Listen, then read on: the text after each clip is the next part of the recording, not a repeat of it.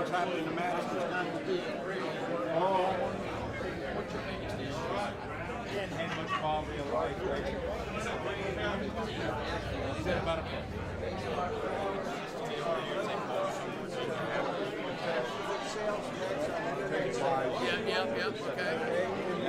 Okay. First of all, welcome to everyone. Hopefully this will be the first of many monthly meetings with our Congressman. That's right. Dave and I think we have one thing in common, and that's to work for the common good of the people. Amen. So with that said, I'd like to just give a little info on Mr. Brat here. For years in Virginia and long before he entered politics, the media, elected officials, and community organizations sought out Dave Brat for his insight on economy and budgets. And that's because Dave combines an expertise in economics, principles of our Constitution founding, and practice of real-world ethics to show lawmakers and others how government's decisions affect us, the average citizen. Dave has served 2 governors on their economic advisory boards, providing them with critical economic forecasts to help manage the Commonwealth. He has also served as the president of the Virginia Association of Economists. It's precisely because he's an economist that Dave understands that a free and growing economy is necessary for people that have good jobs, raise stable families, and thrive in this community. His message of economic prosperity has spread not only through the 7th District, but it is spreading throughout our nation. He has a master's degree of divinity degree from Princeton Theological Seminary and a PhD in economics from American University. He worked for the World Bank and then the private sector for Arthur Andersen before he became a professor of economics and a chairman of the economics department at Randolph-Macon College. He and his wife Laura have 2 children, Jonathan 16 and Sophia 12. And Dave is the only economist in Congress. So with that said, Today I just want to share about what's been going on. I've been up there for about 5 weeks. I think, how many folks in here have I met already? Just so I have a rough feel. Good, most there. That's great. So that's good. So I won't go over all the details and backdrop, but I've been up there for 5 weeks. It's been actually fun. I was up there for 2 weeks with the freshman orientation, 50 new congressmen and women from both parties. And so I kind of liken it to going to camp. You get up in the morning, you go down and you share food with all the 50 new kids on the block, right? So we're all the rookies, and that's been a fun part. But then while I was getting oriented during the first 2 weeks, I also got sworn in. And so Eric stepped down early, and that was gracious on his behalf. So I got to go in early, and that has been nice. So I'm all staffed up, and we've got the office all ready to go. So come on up and visit, and I do mean that. Bring the kids up. It is an amazing educational opportunity to walk through, and I can lead you through the Congress and all that kind of thing. I'm in Cannon office building number 330. So Cannon 330 if you want to come visit. It's not as bad getting around there as I thought it would be. It's doable, but time it right. And then the last few weeks, so I got sworn in, and then picture yourself, right? I'm just average guy, professor at a small school here, and then the next day I'm facing 400 congressmen and women on the House floor when I'm getting sworn in, and I have to speak to them. So picture doing that. Good luck to you. Right? So my knees were knocking and all that, and it was exciting and exhilarating, and it was great. And then got sworn in. I was received very graciously by the senior folks up there. Everybody asked me, the media, what's the most surprising thing? And that is the most surprising. The personal dimension is very good. I was born and raised in Michigan, so I know the Michigan delegation already. The Texans all sit together, so I know the Texans. And it is funny. You just go around and meet, kind of by state, the new groups. And so that's been a great part. And then the next day they said, Dave, since you're bored already, do you want to preside over Congress tonight? And I said, not really. Right? So I didn't know what that was all about. That's the guy that stands up there in the speaker's chair with a gavel and runs the show. So I'm a rookie one day in. And I said, can I put it off a little bit? And they said, I wouldn't suggest you do that, or we'll have you do it, December 23, right before Christmas. So I got the message, so I did it. And they were very professional, and it was easy. Once you once you get up there and get their assistance, you don't know that that's coming. And so that was doable. And then, so that was kind of, it's all fun, but then, boy, you start heading toward the votes, and that's some tough stuff. And so I voted on the tax extender package. I voted yes on that, and I'll just explain that one. That was a doozy. You don't get the choice as the rookie coming in as to what parts of that you like and what part you don't like. And so it was, if I would have voted against it, all of your taxes would have gone up retroactively back the prior year when you do your taxes this year, right? On the local and state tax deductibility and those kind of issues. If you vote yes for it, about 15% of it was wind, not free market principles. And so I was in that's what D.C. is about, is weighing that. So I waited on that one, and then the good outweighed the bad in my view on that one, so I voted for that entire package. Especially, I don't think it's fair on businesses to retroactively give them a shocker. On the other hand, businesses, I hope, are learning not to be dependent on the decisions made up in D.C. Because you don't know, there's no logic up there in the past at least. Now with the Republicans taking over the House and the Senate, we better get it straight, right? Return to regular order. Allow every bill to go through regular order where you can attach amendments to the bill the way the American people expect it. And so after that, I voted on the defense authorization bill. I voted against that one precisely because I'm so strongly a backer of our defenses. That got larded up with some politics and pork. There's big federal land grab stuff in there. There was all sorts of attachments on there. And the major issue I had, I think it was Senator Coburn, who is leaving, and a real man of principle, voted no for the same reasons. But you do not want that defense bill being cluttered with anything, right? Because someday it's going to get turned into politics like everything else, and that our defense is going to be held hostage to this, that, and the other thing, right? So this time, I just wanted to make a clear precedent that the way I'm going to vote, I want a clean defense authorization bill that protects us and is based on defense needs, not cluttered with everything else. So that one I voted no. And then that brings us into a bunch of smaller votes in there, but that brings you to the big budget drama we had. And that was a doozy. So I voted no on the rule. Now this is inside baseball, right? And it was new to me.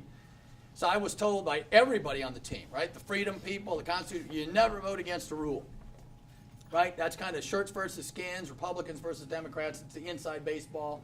And if you vote against a rule ever, you'll have to explain from then on out every single time there's a rule. So the Rules Committee determines what bills can come up and how long they can be in duration, just all the little inside baseball. So it kind of is a shirts versus skins thing, and I'm a team player, so I respect that. But the omnibus bill that was going through, this was the rule attached to the omnibus bill. And so this one was different because I, with two other congressmen, put in an amendment to that bill to not allow funding for President Obama's executive amnesty. Right? So, and the good news is that was also Congressman Salmon and Mulvaney and myself put in that amendment. And we had 70 other representatives join us. And that means something, right? Think about what that means. When you have 70 representatives of the people join you, and they joined us in putting in the amendment and then going before the Rules Committee also. And so 750,000 constituents per member. So that's 70 times 750,000 people. That matters. So we went to the Rules Committee, that word matters, the Rules Committee, and said, will you hear this amendment? And they had already made up their mind because there was a 1,600-page bill put in, right? And we had 2 days, basically, right? Not even 2 days to read 1,600 pages and deal with it. Then the Rules Committee had to deal with all the amendments. So they said no to all amendments. So you can understand why they said no to all amendments, because there's no way to deal with it, right? But ours was, in my view, singularly important because it rose to the constitutional level. This was not just a policy, right? And really, this bill was not, the amendment was not about amnesty as a policy, right? That's not what the debate was. The debate was the presidential overreach and end run around the Constitution and around the process, right? Going around Congress. So for that reason, when it came time to vote on the rule, that's what I'm trying to get at, right? So we played team ball. We went to the Rules Committee. The Rules Committee would not allow it. And so then I think it is good form, even if your team wants you to do something, there's something that overrides your team. And what is that? The Constitution, right? And so that's the principle. So I voted against the rule. Then the next day I voted against the omnibus bill, which was loaded up, right? It gave the EPA more money than even President Obama requested. And there are several other issues related to it. It fully funded Obamacare. It funds it's called a cromnibus, right? So it's the omnibus plus a short-run continuing resolution that funds Homeland Security through February 27th. And then our side is going to have to deal with it again. And so I'm not happy with the way the vote went. I'm not happy with the way our team and leadership went on that, because that was a one-time stake in the ground on that issue, right, on a constitutional end run. Both sides, right, the president said he knew it was unconstitutional. Our side said we knew it was illegal, and yet it got through. So how that happens, I don't get. I'm against it.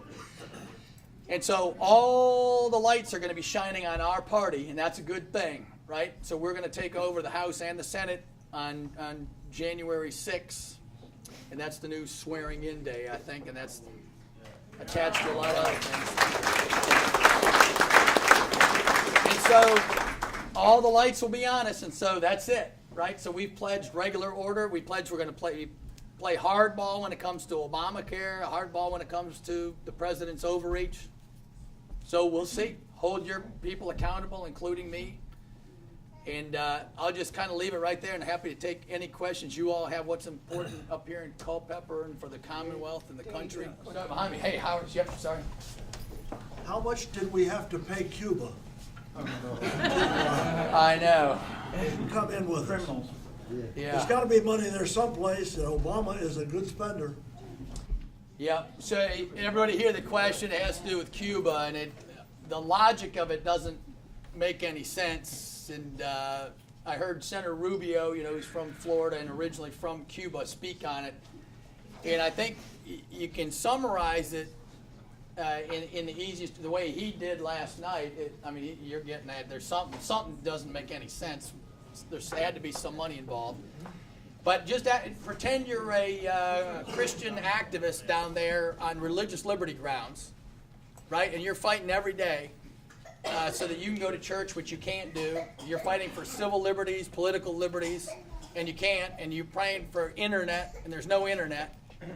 And so if that's the country you live in, what just happened yesterday? The United States just made it easier for Cuba to get the one thing they need, which is U.S. hard currency, to help fund a dictatorship. Amen. Right? And so the left has these clever little lines, and last night the new line is, well, it hasn't worked for 50 years, therefore, let's wave a magical wand and something magical will happen with no logic behind it, right? Overnight, something good will come out of this. No, it won't, right? We're giving hard currency to a dictatorship who doesn't believe in the Constitution or freedoms or the free market system. And so we're encouraging a regime who has no track record of that. They have the negative scores on every single one of them human rights, every one of those human rights indices and scores that I've studied for years, right? Way back at the World Bank, that's what we did. And so it's cynical. I do not see the logic, and I have my guesses, and they're not positive, so I won't say them in public. But I'm against what we did. I think it's the wrong way to go. Yep. That's the reason we fought World War II. was for the To principals. do away with guys like that. Right. And so, yeah, and just getting to that 50-year logic, right? So it hasn't, the status quo foreign policy of the United States with respect to Cuba hasn't worked, they say. Well, did it work with the Soviet Union? You don't change communist regimes. All of a sudden, they don't wake up.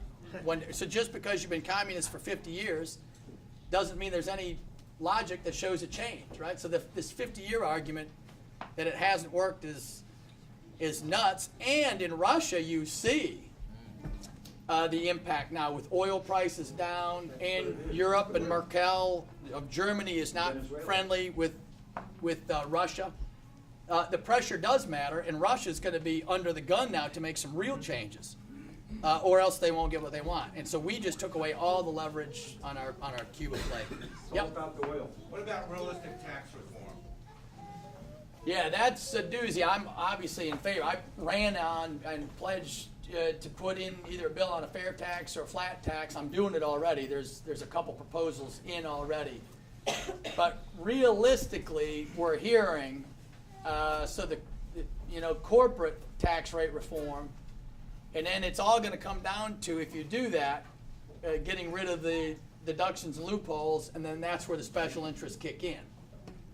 And so I think they're going to move forward on it, but I hope aggressively, right? And so somebody just gave me a handout on S-corps and whatever, and that'll be the trick, right? A lot of individual small business people are S-corps, not C corporations, the big corporations. And so if you take away their deductions, you're going to have to do something on the personal income tax side too to even things out. So it's a heavy lift. And so I hope we do. And if we lower our corporate rate is 39%, if we lower it to 25%, you can see, right? There's about $1.5 trillion overseas that'll come in immediately, that's just on the first pass. And then you get all the nice free market outcomes. And it has to overcome a veto. And so the logic is it's going to be a heavy lift, but our side wants it, and we're saying we're going to do it. So there's another one. Keep your eye on the yep.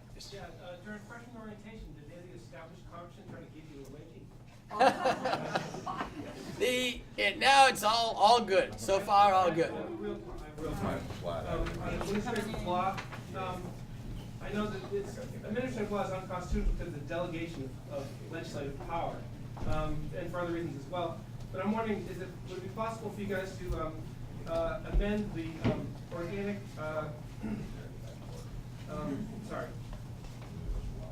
amend the organic statutes so that it would require Congress to actually vote on regulations before they could actually have the force of law, and also to require that any kind of disputes be adjudicated in the judicial branch and not within the executive branch?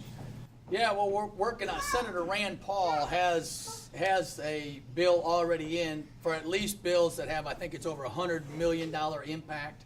So it's a start in that those bills would have to go through a cost-benefit analysis and go through the House and the Senate before regulations that have that big of an economic impact can go through. And so I'm all in favor of anything like Senator Rand's bill, and I'll sign on to all of it.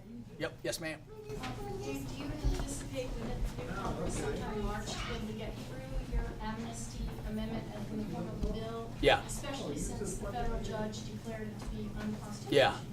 Yeah. On that one, I am optimistic in the face of huge cynicism, which I understand, right? But the leadership promised us on that issue.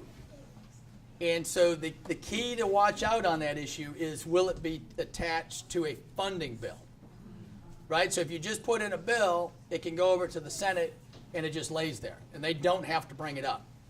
And so that's the gamesmanship, right? If you attach our amendment, they promised they would put in the Mulvaney Amendment, right? That's our amendment. So that, and the exact language.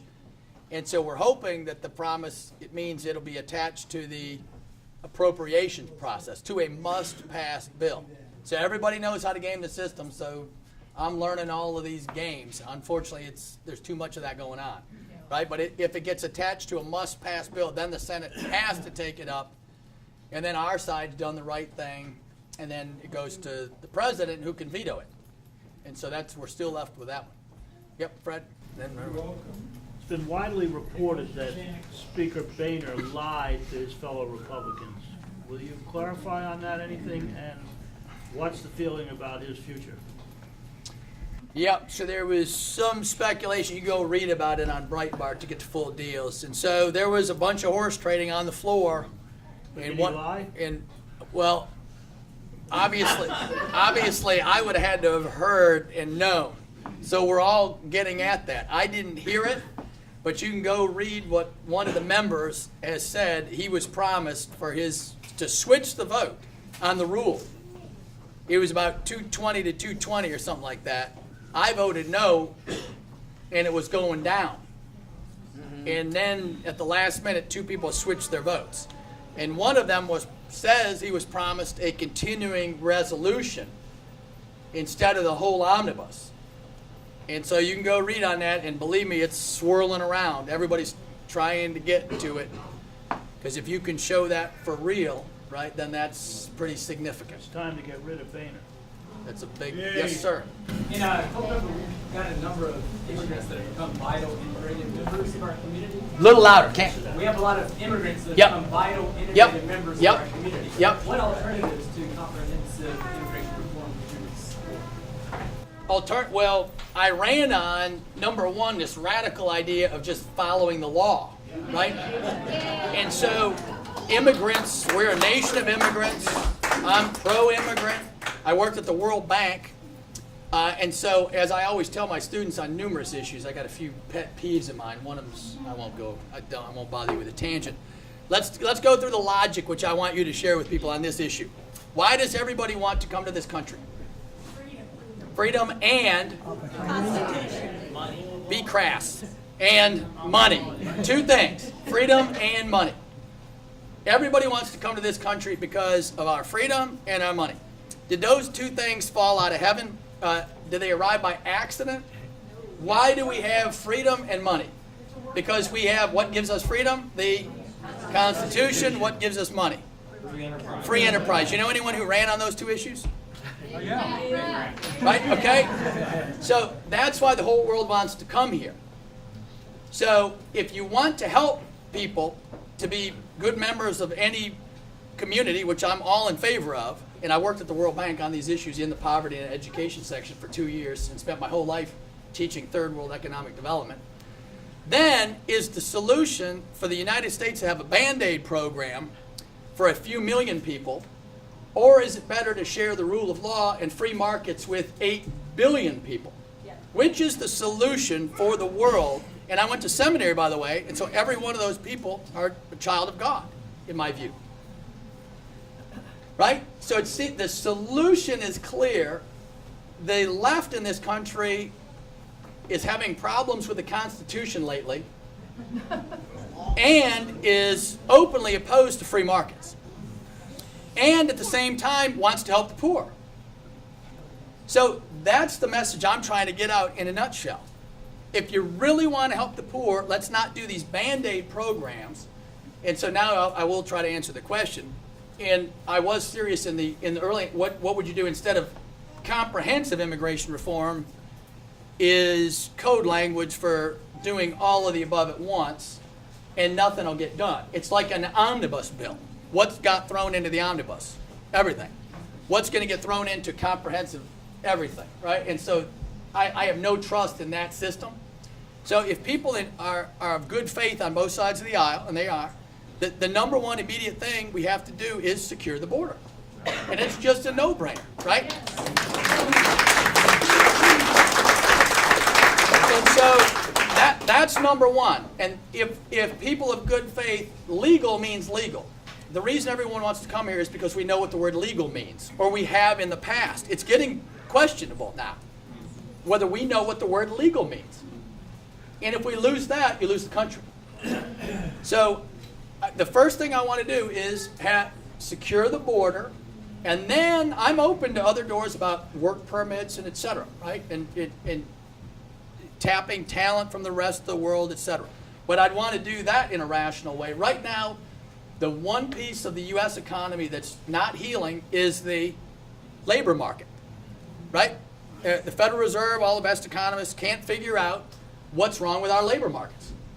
And so what is the solution for the labor market? When you can't put to work your own people to import 10 million people from abroad, that's the solution to the problem when you can't find work for your own people and your public schools are not skilling up your kids well enough to be competitive in this global economy.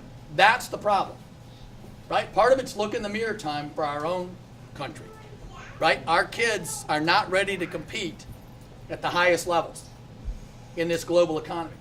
And so that's a big macro answer to that, but that's the way I think about it. Yes, sir. I'm a big Good. E.W. Jackson fan, or I know he went to Harvard, and he's Yeah. been very outspokenly, in a time of turmoil, maybe religiously for our pastors. And I was Yeah. wondering, he's ran the Republican Party supported in 2 elections. I was wondering if there's any future for like the Virginia Republican Party, if you're talking to him, or to like put him strategically in another position to run for office somewhere else again, where he can maybe win in Virginia or something like that. To use him, because he's been for the Christians, Yeah. he's been very outspoken. No, he believes in all the issues we're talking about. I mean, he's outspoken about the place of the Judeo-Christian tradition, and I've been outspoken on that. Right now, at the global level, we haven't taught our kids where rights come from. Rights language started about 1400, only in countries with a Judeo-Christian backdrop. And if you look at countries that have individual rights in place and that respect them, they're doing way better economically, freedom, etc., than countries that don't respect individual rights. And it means individual rights, right? And so I don't know specifically what I'm going to do, but yeah, anybody that's in support of that, he likes free markets, and so those are the 2 big pillars I ran on. And so yeah, no, he's a friend. Yes, ma'am. I'm really concerned about you because of that vote where you voted for us. Yep. They're gonna punish you. Yep. What Thank kind you. Thank you. That's a true friend. What can we do to try to put pressure on them, to put you on a finance committee or some good committee where you can actually Yeah. have some power? Well, Can we do anything? yep. Well, you already have. So the question, she's concerned. Whenever somebody says concerned, I get nervous. Oh boy, somebody's got a concern, right? So you got a concern for my welfare. So she thinks I did a hard vote and I'm going to get whacked or whatever, and that's all right. But don't worry about that. And she said, what can we do? And I'm not making this up. You already have done it. You voted overwhelmingly for me and made it clear to the nation what one political district can do. The 7th district sent a huge, huge signal to the whole world. And you really did. And everybody up there knows, right? Yeah, so, and that's not about individuals. It's not about me. The people of the 7th made their voice very loud and clear. And I always say I have a special district. You can interpret that however you want, right? Right? I said it goes from Patrick Henry down in Richmond, Give Me Liberty, up to Madison, right? And that DNA of the founding runs through this district all over the place. And I don't really have to say much. I mean, they look at me and they go, that's Brat. And right?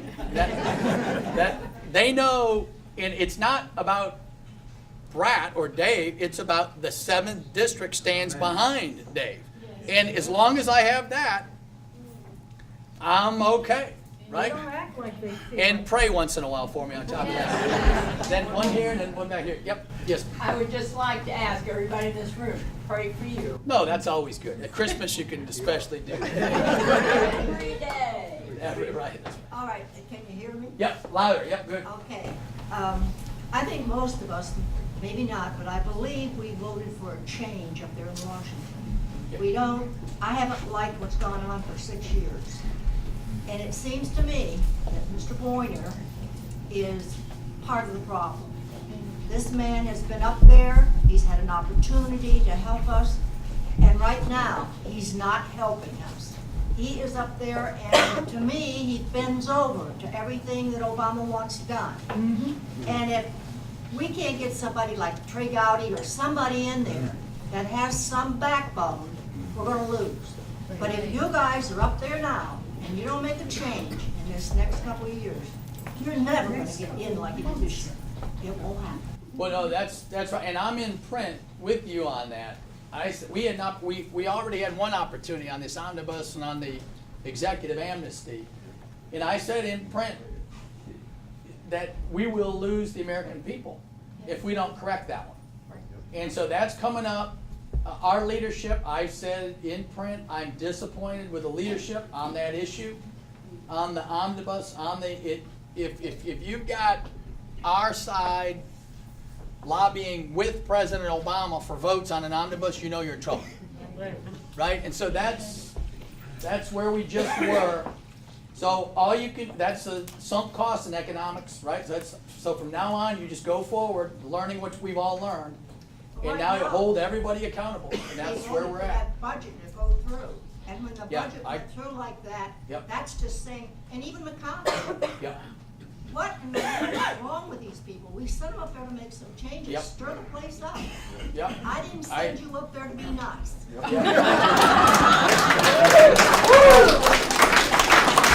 All right, that's well said. Yes, sir, way in the back. Maybe a little late to the party here, but my issue is more along the lines of healthcare. I have a young family, a 4 and 2-year-old son. I have a pregnant wife who will stop working in April. My insurance costs me $900 a month currently, but it's more than doubled. And I am faced with the issue of whether to sell my home and decrease something that we, food, I'm struggling to even afford those basic necessities right now because of healthcare. And I hope we can reverse that trend that we've been on for the past couple of years. I'll give you a ray of hope. It's a ray, and I've heard that story from 1,000 people, that same story. Obamacare a few years ago, conservatives weren't confident enough in our theory, and we were correct.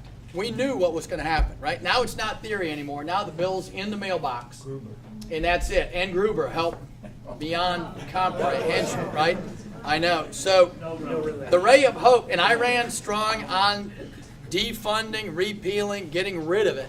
Not some downsized little. You can't fix that. No, you can't fix it. And so the Supreme Court is going to be hearing in June whether half the states went with the exchanges and half didn't, and they're going to rule on that piece. And if they rule favorably, and it looks like they're gonna, then the whole thing falls apart. But that's late, right? For you and your family. In the short run, I do not have any rosy message. That is the consequence of elections. And Obama won 2 in a row. And he got it through, and our side did not hold strong, just like on this executive amnesty. And so that's the price we're paying right now. Even if we got it through the House and the Senate, guess what's waiting for us? A veto. Can you let the House of Representatives, when you're in there, also know that they have the purse? Yeah. And that is a trump card that they need to pull on every type of product like this that will harm the American people. Yeah, well, and I will say on that is right. So we have the power of the purse on the budget. And the thing that just changed, at least in my own mind, on this omnibus bill and whatever, is if we can't win on something that's unconstitutional to defund, right? We were going to fund 11 appropriation bills out of 12. And we were going to fund most all of the 12. And we were just having to do with Homeland Security. And the Democrats said, if you do that, we won't take it up, we won't pass it, and you'll shut down the government. So that means the other side has gained so much leverage on us to the point on any small issue, they can say we're shutting down the government. And so I don't buy that. I think if you go to the American people, and we have to, right? The press right here is not helping us to share the reality. That is not a government shutdown. That's what goes on in D.C. every single day, every single hour. It's called you win a little bit and you lose a little bit on the little stuff, right? That's a small funding piece in comparison with the $4 trillion budget. right? $3 trillion budget. And so we do have to change our logic on that and go to the American people ahead of time so that when the debate really comes to a head in the media, everybody knows what's really going on. And so that's going on. Yep, one more question. Right here, yep. Louder. I appreciate everything that you've said and done, but I have a question along the lines of what you're saying. That Yeah. the House can vote Yeah. yes, the Senate can vote Right. yes, Yep. but then we've got the White House that's Right. going to do. So that means we have to get the White House Yes. in 2016. That's right. So my question to you is this, is that if it turns out that the Republican nominee is not the perfect nominee, which some people would say was the case with Romney, Mm-hmm. certainly with Romney, many folks did not turn out to vote. Yep. And here we've ended up with Obama. Yep. And so I would like to know your position on if it isn't perfect, if it's the 80% candidate or whatever, will you and folks like you support the Republican nominee so we can get rid of the follow through Yeah. of Obama? Yeah, and I think the answer is yes. I agree with that logic. I'll agree with the person who doesn't want me to go up there and like people also at the same time. So watch me thread this needle, right? So this is diplomacy and go up there and don't make friends, which is very good. And you can do both. So the key now is start now. Don't start later. Right? And so I would prefer someone that has a track record of fighting against this nonsense in the past, that is fighting already on Obamacare, that there's evidence of this, that they fought on the illegal amnesty and on the spending issues. Right? So start identifying the candidates you like now and get the right person going. And it's going to, you see that, I see the news, it's like 8 by 5, there's like 40 potential You ought to candidates. be in the running. No, I should not be in the running. I got kids. So, let's identify, right, the people who we think are the strong ones, have town halls on that. But at the end of the day, after we choose one, yeah, I think it's devastating for our side when we don't come together, whoever that is, within reason.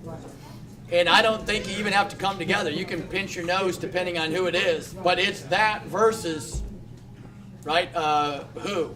Hillary or Warren? But not to sit Right, home so that's, either. right, no, don't sit home, get out and vote. Two crazy Yep. women. Is there any way to get the conservative congressman to basically sequester all the potential conservative candidates and have a big fight out in private? Impossible. Impossible. I'm going to get a coffee and a roll. Thank you all. Merry Christmas to everybody. Have a good New Year, and I'll be back in a month.